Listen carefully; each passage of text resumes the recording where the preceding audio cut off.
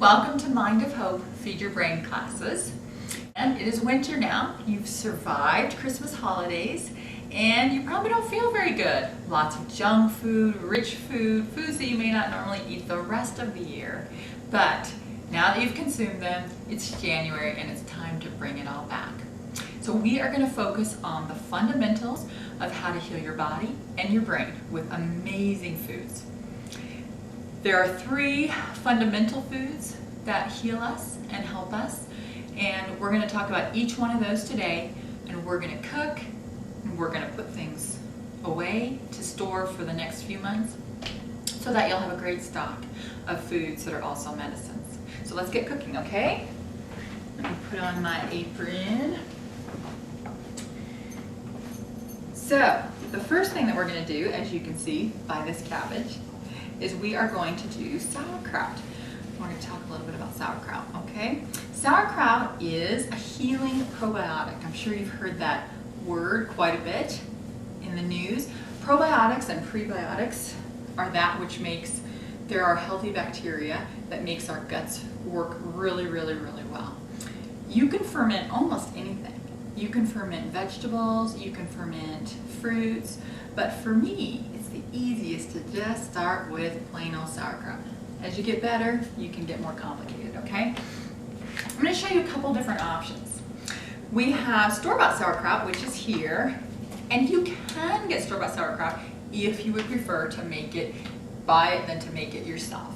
Let me just let you know that store-bought sauerkraut is extremely expensive. It's about, well, it's not expensive per bag, but over the months it adds up. So this pouch, which is Farmhouse, I love this brand, and you can get it at Whole Foods in the refrigerated section, is great. What you want to look for is a raw, fermented, organic sauerkraut. And of course the package says it right on there, raw, organic goodness. And if you ever can't remember why you eat sauerkraut, this company just happens to tell you on the back, okay? So sauerkraut is an amazing bacteria-filled living food. This is what you want to start with to heal yourself. First of all, if you've ever taken any kind of acid suppressor for heartburn or indigestion, if you've ever had diarrhea, if you've ever thrown up, this is what you need. This calms your stomach instantly within, well, 10 minutes, I would say. Give it 10 minutes. So you're going to eat about a 1/4 cup plain, cold, and then you're going to wait 10 minutes and see how you feel. If you have heartburn, it will take it away. One of the things they don't tell you about when you go to the doctor and they give you an acid suppressing drug is that those drugs prevent you from absorbing nutrients ultimately. And that's exactly what you want to not have happen. And if you want more information on that, you can just Google it. You'll get lots of information, because really what heartburn is at a fundamental level is heartburn is too little acid in your system. It's just a myth that it's too much acid. If you have enough acid in your body, there's that flap that closes at the bottom of your esophagus that won't close unless you have enough acid. That's the trigger for it to close. If you don't have enough acid, it doesn't close, and that feels like a burning sensation, heartburn. I was at Walgreens yesterday, and I even saw that they have like a generic little box of acid suppressors. But you want the opposite. If you have tummy problems, and almost everybody does with any kind of brain challenge, but also autoimmune, IBS, anything like that, always start with sauerkraut. Now this is not a food, this is an actual living medicine. And the healing dose for this kind of sauerkraut is, when you start, you want a 1/4 cup 3 times a day. And you know, don't have to be too specific, too over the top with it, but let me show you what that looks like. So here's the sauerkraut. And this is about a 1/4 of a cup, like a big bite, like that, of course, okay? And just take a big bite. You can put it on sandwiches if you want to, but really if you're drinking it or eating it medicinally, you want to just eat a big old bite of it. Now, do I love sauerkraut for breakfast? Not really, but I know it's a healing food. It's like taking my vitamins every day. So you just take a chunk, chew it down, you're fine. If the sour taste bothers you at the beginning, That's normal because that means your body is out of balance. Your pH is out of balance. Of course, if you want to check your pH, you can buy little pH strips at the health food store. I have some in the drawer right here, and you can check it. But what you're trying to do is you're trying to get all those living organisms that live in raw fermented sauerkraut into your body. And the juice is really, really, really good. In fact, I like the juice better than anything else. And we call that liquid gold. A shot of it will settle an upset tummy immediately. It's so good.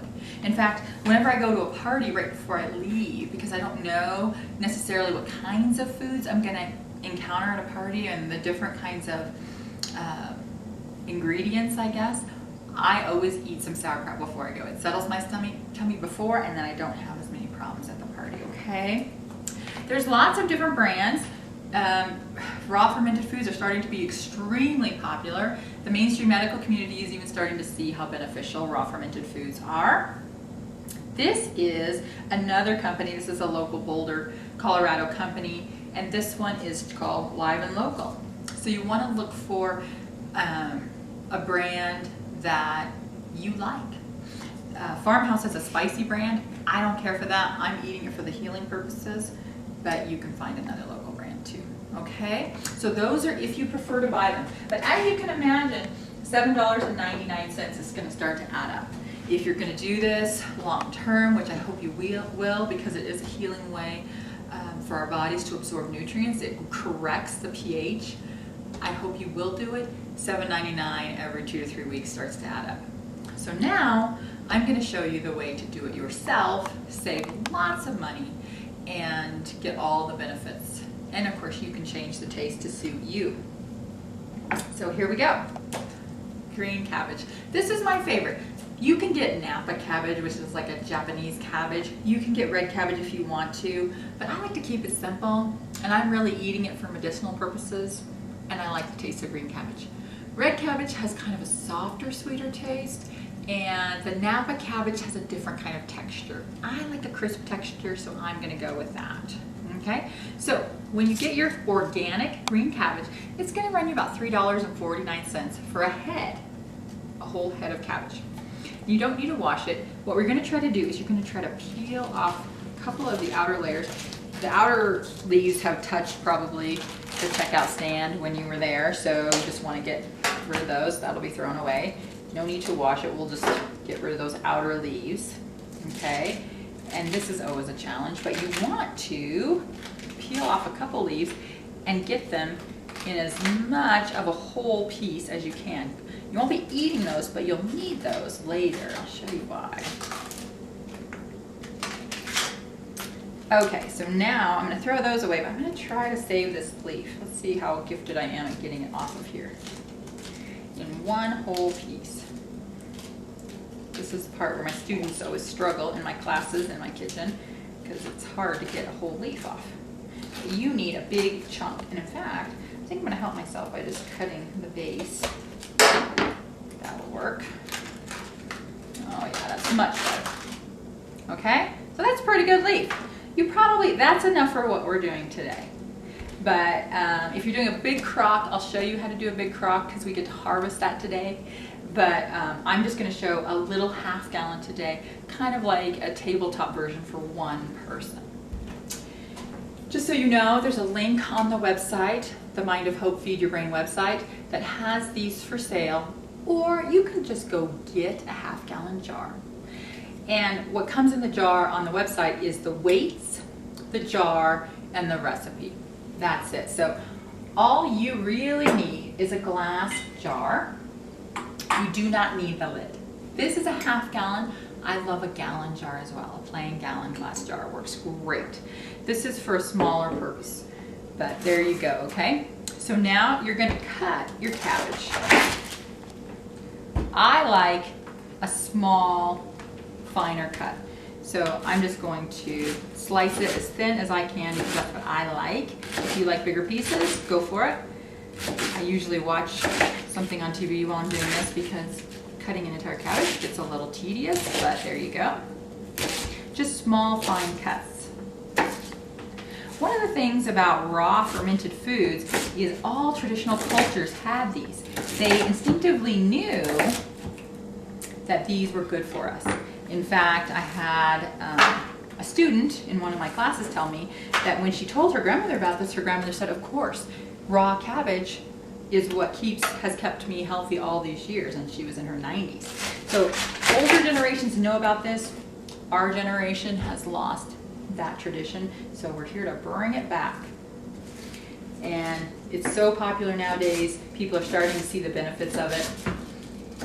So I highly recommend adding this to your healing diet to heal you, and then to keep you ongoing, you know, whenever you need it. It's great to have some in the fridge. So, just to let you know, there's a lot of YouTube videos on how to do this. I'm going to caution you on a couple different things. First of all, we want organic cabbage. Why organic? Why does it have to be organic? Well, because if your cabbage has been sprayed with pesticides, it's killed off a lot of the beneficial bacteria and it won't ferment properly. Okay? So, and of course, eating organic is all about removing poisons from our body, removing in any way that we can, any additives to our food that aren't clean, that don't benefit us. If we're trying to heal our bodies, why do we want to put pesticide-laden food in it? We do not. And it won't ferment correctly, okay? So, you're going to chop up the entire head of cabbage. I've just done a little bit here to show you. This is what it's going to look like. Got that? And then you're going to get sea salt. High quality sea salt is best. Remember, this is a healing food for you, okay? Your lovely tablespoon. I don't have fancy tools, but here's my tablespoon. And you're going to put a tablespoon over the entire amount of the entire head of chopped cabbage. Now, in the summer, when you can get cabbages that are just massively huge, you're going to need 2 tablespoons. But for the smaller green cabbages that come in the winter, 1 tablespoon is just fine. Here, let me move this so you can see what I'm doing. So now you're going to give it a massage. Of course, everybody has their own way of doing sauerkraut. Everybody has their own special patented technique, I suppose. But when you go online, if you choose to look at other classes, a lot of the classes will show fermenting in a plastic bucket. You don't want plastics because they have a lot of horrible things in them. I don't know if it's good or not. So I'm not going to use plastic and put it up against my food if I can help it. So I'm going to stick with glass, okay? So you've given it a good massage, and now it's shiny. Do you see how it's shiny? It brings out the juices, and it starts that fermenting process. Stainless steel funnel is a must in my kitchen. I don't have fancy kitchen tools, but I do have a stainless steel funnel. I use it almost every single day. I'm just going to show you how to put this in here so it really benefits you. Get it going, okay? So of course, if you have a whole head, it's going to fill this jar.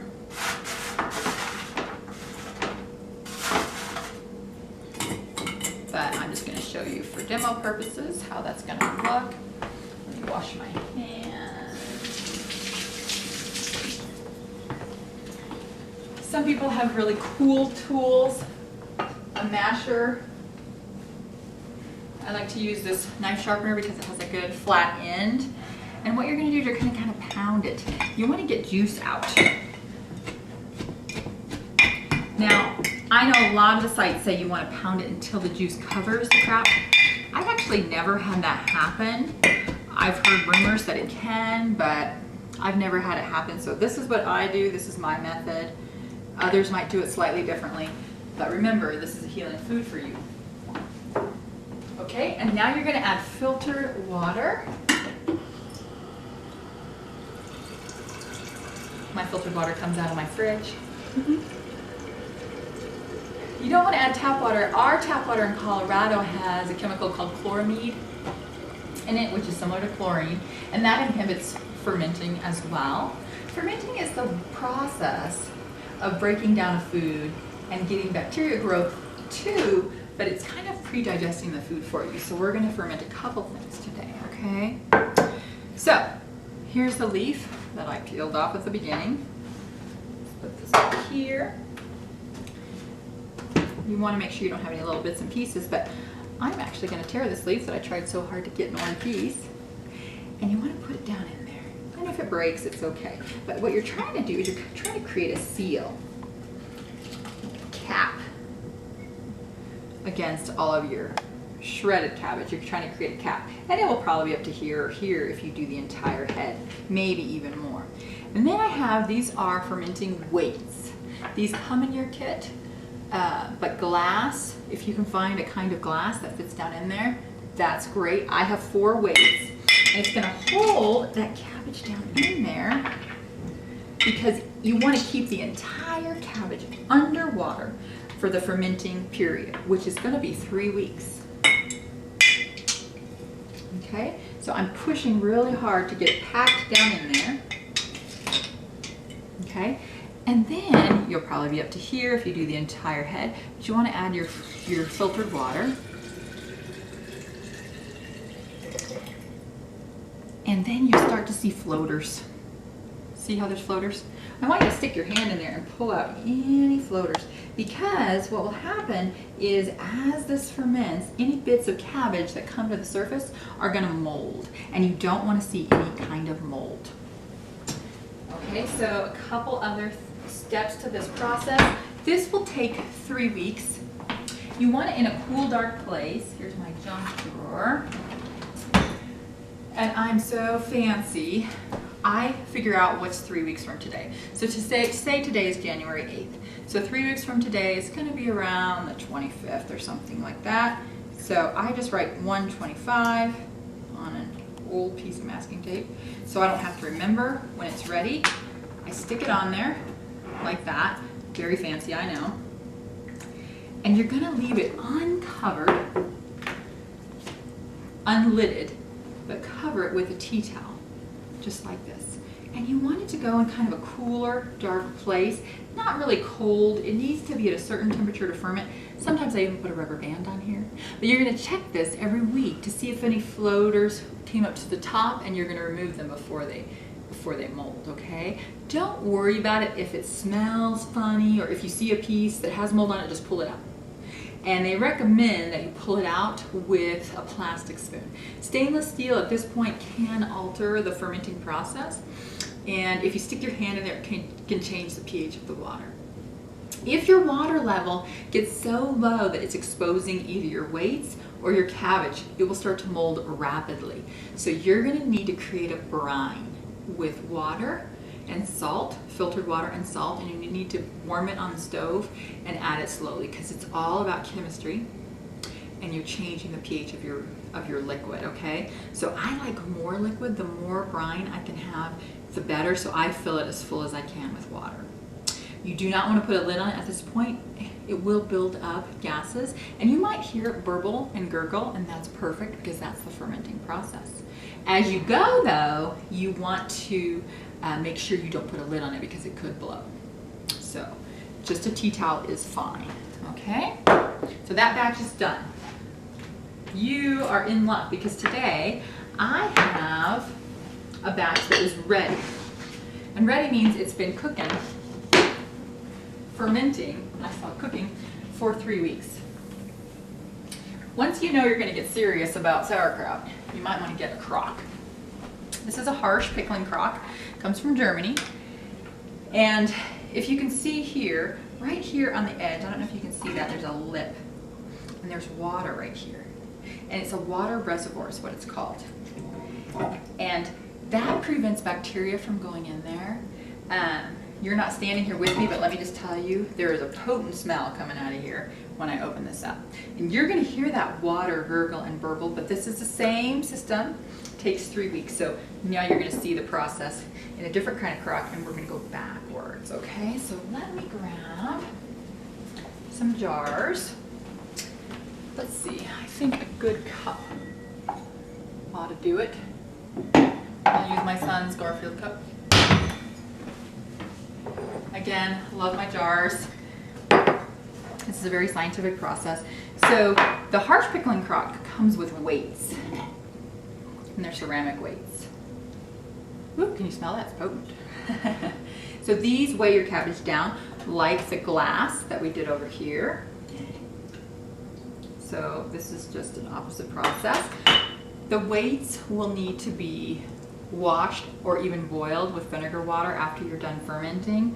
And I love, after I've washed my crock and my weights, to put them outside in the sun so it kills off any of the bacteria.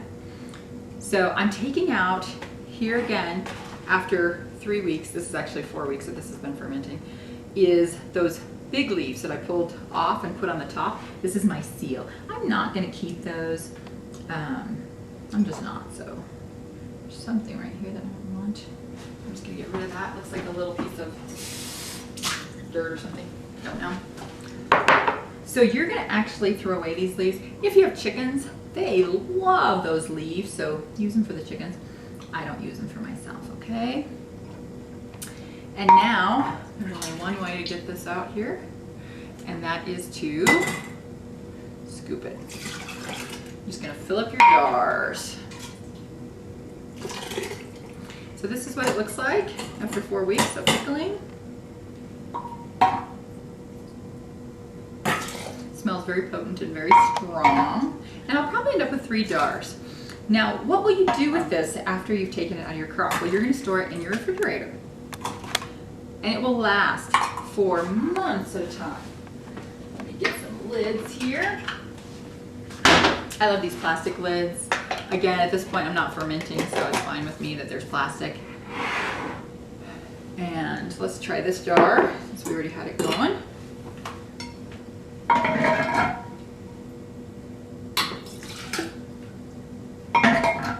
Sauerkraut is an amazing healing food. A lot of people that eat it like the taste. They don't know why they eat it. They just liked it. But it is such a healing food. If you have any kind of stomach upset, any kind of stomach trouble, you're going to want to eat this, okay? I have fermented a multitude of different kinds of things. One of my favorite is yellow squash. But I noticed just in experiments with my own family, we react really well when we eat the sauerkraut for medicinal purposes, but when we eat the yellow squash, it doesn't have nearly the benefit. I've seen fruits fermented. You can ferment jam. And I highly recommend, if you want more information on fermenting, Wild Fermentation by Sandor Katz is an excellent book on everything about fermenting, and also Nourishing Traditions from Sally Fallon. We'll talk about fermenting all sorts of things. So I hope that you've learned a lot about sauerkraut, and now we're going to switch to another healing food.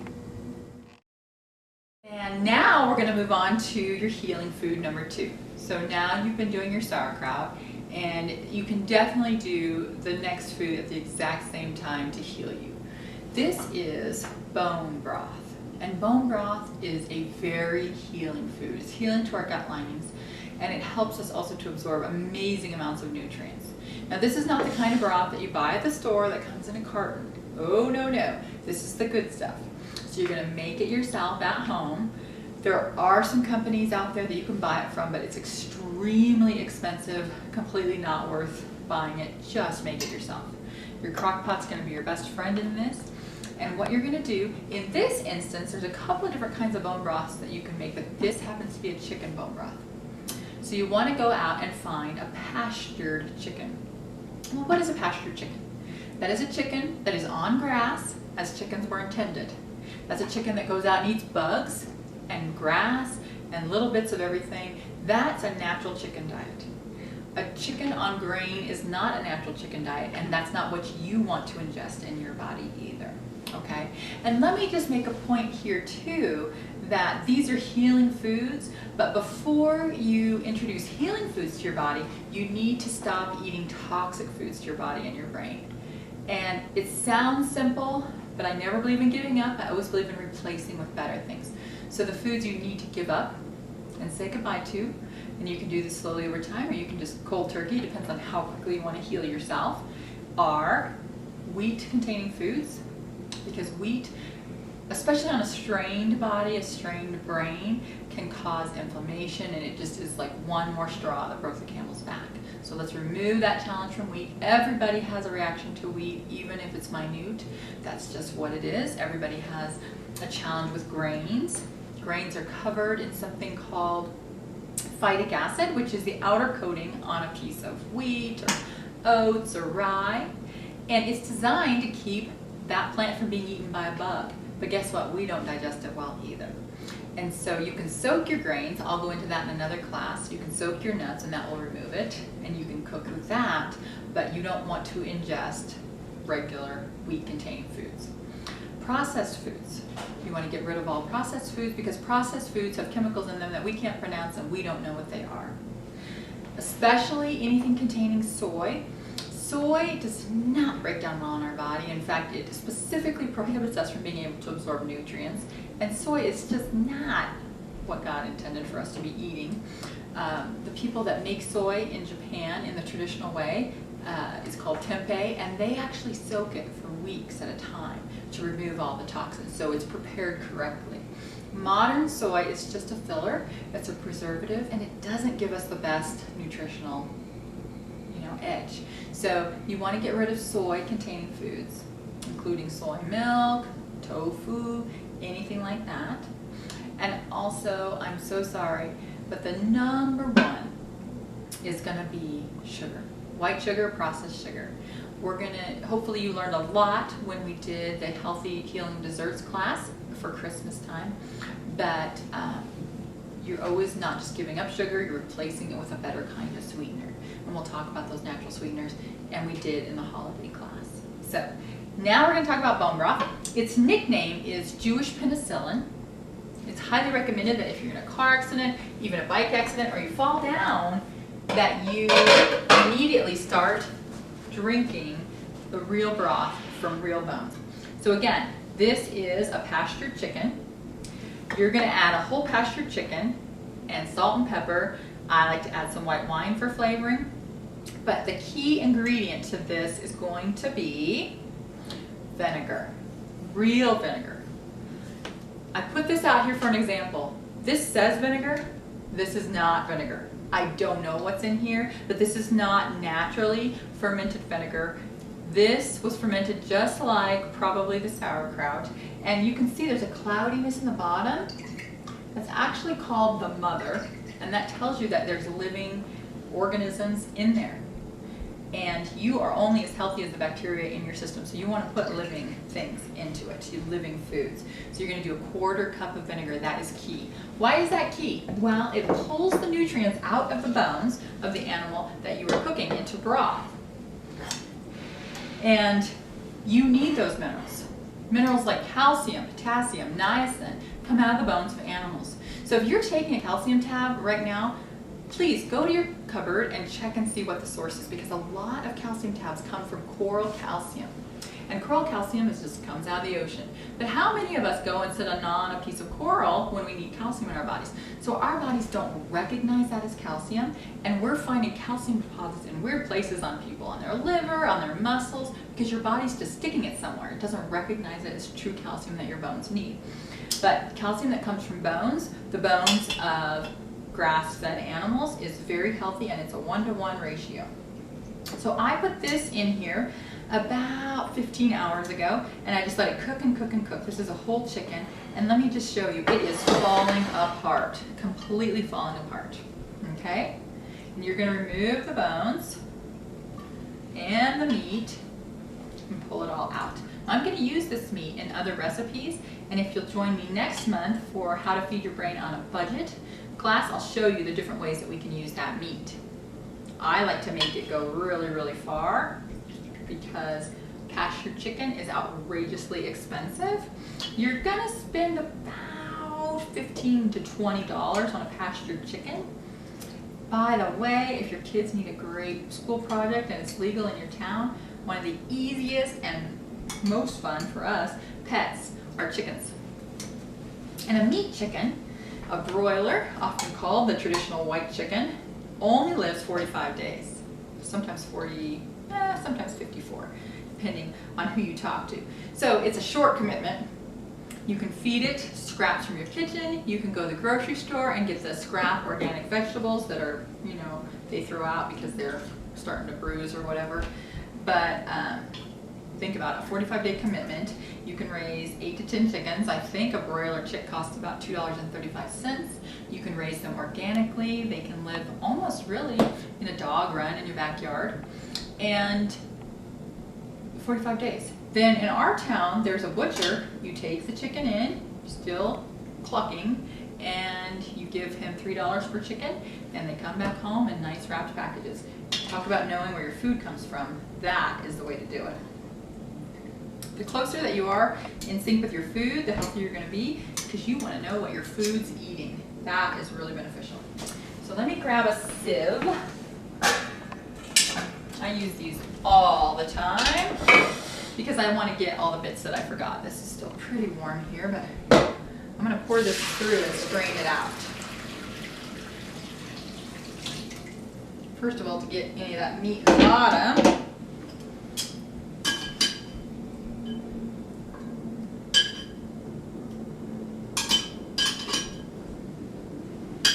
There we go. So I've got some bones here. I'll throw the bones away, but for now, you have the chicken and beautiful broth. I don't know if you can see that, but look how beautiful that broth is. It's cloudy, it's got all those wonderful, wonderful properties that broth should have. This is healing. It is full of gelatin from the bones and the ligaments of the chicken, and gelatin goes into our guts, goes into our intestines, and it coats them with this beautiful thick coating of a really healthy mucus. And that's what you want. You want for things to be able to pass easily through your guts. When we're born, we have no bacteria, but by the time you're my age, you should have about 8 pounds of healthy bacteria in your gut. The healthier you are, the fewer colds you'll get, the just overall immunity that you'll have, and you'll have a really, really healthy body too. So you want to be able to have a really healthy gut. As far as the brain is concerned, we call the gut our second brain. And most of the serotonin in our body, serotonin is your feel-good chemical that you have in your brain, and you'll hear about it a lot on antidepressant commercials, but most of the serotonin in our body lives in our gut. So where you should focus your efforts is having a really healthy gut. So if you are doing this in the beginning as a healing food, I highly recommend that you warm gently on the stovetop about a mug full. So a coffee cup size full, which really is, let's find a good size coffee cup here. It's about to here 8 ounces, and you're going to warm it gently on the stove. You never, ever, ever want to microwave a living food if you're eating it for healing purposes. If you microwave it, it kills off all of those wonderful enzymes and bacteria that you're going to eat and ingest. So you have your broth. You're going to pour it into a glass jar. I use the half-gallon glass jars. And you're going to let it cool in your refrigerator. And what's going to happen is the fat's going to come to the top. As when it gets cold, I like to get rid of the fat, throw it away. So then you'll have a gelatinous mixture. Just put it in your cup, and as you heat it, it will again become a liquid. If you stay with me, next month we will do a how to heal your brain on a budget class, and I will show you how to use this healing broth and to extend it out through the week to make healing and delicious meals for your brain and body. So that is bone broth. So our last, before I talk about our last healing food, although I do want to talk about our last healing food, another great way to make bone broth is to go and get the bones of grass-fed beef. And Whole Foods has started carrying these more, so more people must be requesting them, but also a very expensive way. You just want to brown them in a skillet, and then you want to get some knuckle bones, some rib bones, some meaty bones. You want to get a mix. And beef bones, grass-fed beef bones are extremely expensive. I just want to let you know this is a healing way of cooking up some broth. You don't want to eat this way every day necessarily, but this is the way to heal. So make sure you catch next month on how to feed your brain on a budget so that you understand how I stretch it. But that's a great way to do that. So you're going to brown those bones in butter or a little olive oil. Olive oil does not hold up to high temperatures, but butter is great, and you just brown it a little bit, you throw it in a stock pot, fill it with your filtered water, again, salt and pepper. You can add red wine if you'd like a little bit to taste, but make sure you get in a 1/4 cup of real vinegar, Bragg's or Mother's vinegar, living vinegar, and that will pull all those nutrients out for you if you like the beef flavor better, or if you just want to mix it up, so you can go beef or chicken. Okay, so we have discussed bone broth, the Jewish penicillin, please, 8 ounces a day if you're trying to heal. The third healing food, and this is my favorite by far, but you want to start with the sauerkraut because you want the ability to digest before you start on dairy products. When you have brain challenges or when you have autoimmune illness, you want to give up processed dairy if you can. So the best way to do dairy is raw dairy. Some people may never be able to do raw cow's milk, so it might be raw goat's milk that you have to do because goat's milk breaks down easier in our stomach, but raw dairy has no resemblance to pasteurized, homogenized dairy. So this came from my cow, Cher. So in Colorado, the law to get raw dairy, which is straight from the cow, as my son tells me, is you have to own a cow share. So we own a share of a cow that lives about 30 minutes away, and once a week we go down and we get the milk from that cow. I get about 1.5 gallons a week. Raw milk, you should know, is a healing food. It's a medicinal food, and it is not cheap. It is a commitment. But again, if you're eating to heal your body and heal your brain, you're not going to be spending money on supplements. You're not going to be spending money on junk food. You're not going to be spending money on eating out as much. You're going to be spending your money on food that you ingest every day. So in my household, we fight over the raw milk. We love to put raw cocoa in it and a couple packets of stevia, and we have our chocolate milk every morning. We love it. It is so good. So when you have raw milk, you can see there's a cream line. Really thick cream comes to the top. Oh, love it. And then the good stuff's at the bottom. Honestly, most months, unless I want to put the cream in my coffee, I just kind of mix it. I shake it gently and mix it together. But we drink this medicinally, the raw milk, and you're going to use it for your kefir. So let me explain what kefir is. Kefir is a fermented milk product. And if you have the raw milk, it's got the 1, 2, 3 punch. You really need raw milk.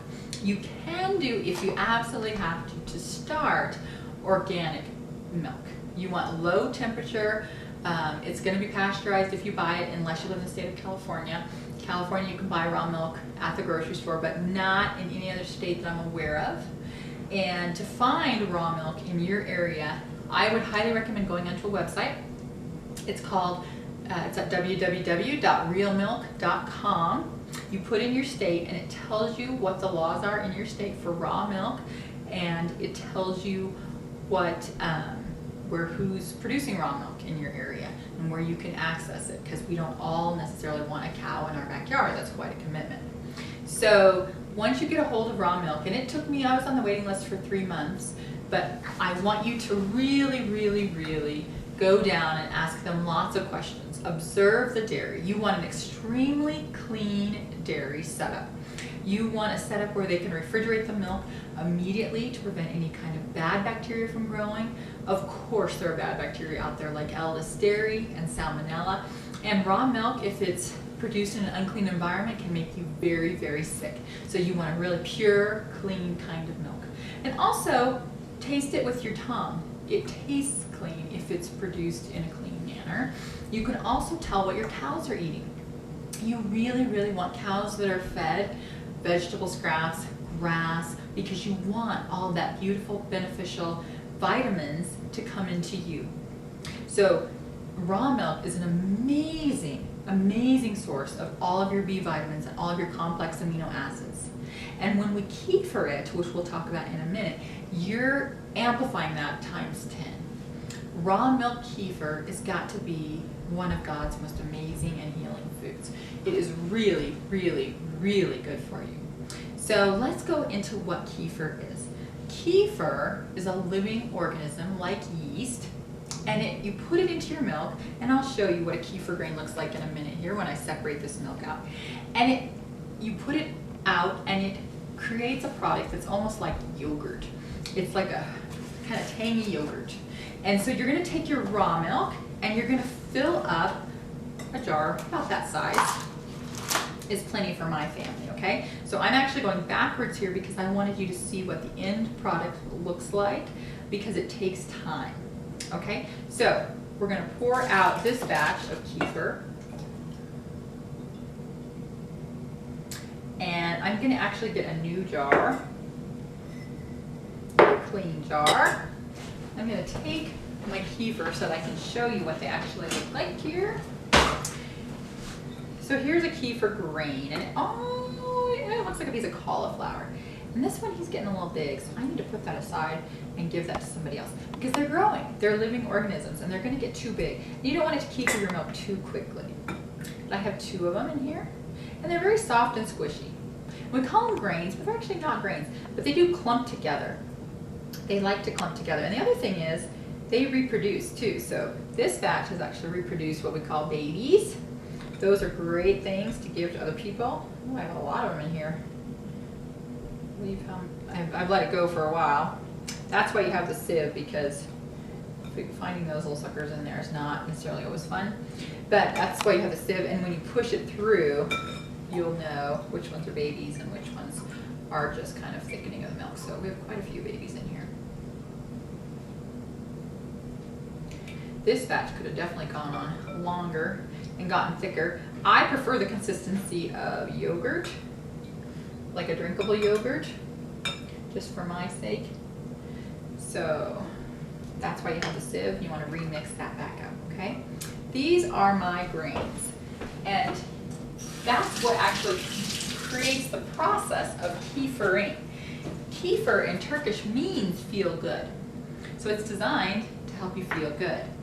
If you give kefir to a child who's having a temper tantrum, they will calm instantly. If you're having an anxiety attack, it will calm you within 10 minutes. It's really fascinating. In the clinic, I've had kids come in with oppositional defiance disorder, Asperger's, all sorts of challenging brain issues, and when they consume kefir, they are just like a new kid. So I'm going to cover this with the raw milk.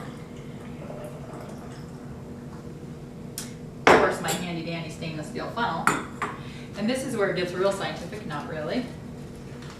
You have a coffee filter, a white coffee filter. You can get unbleached if you're worried about the bleach, but coffee filter nonetheless. I put that over my jar, and then I use a rubber band.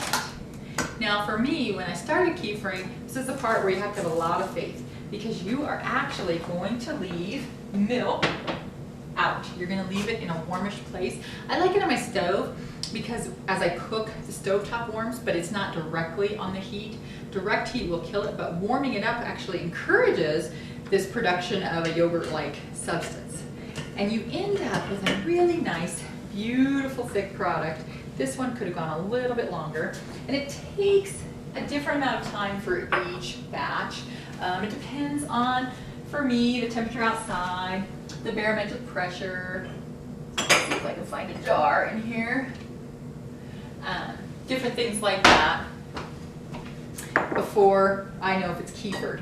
When I look at the jar and I start to know if it's kefired, you can shake it every now and again, it helps it mix, but I start to see little streaks, or kind of like a break almost, where the milk is pulling away from the jar. On average, 8 to 14 hours is what mine takes, okay? Then you're going to end up with a really, really healthy product, and this is called raw milk kefir.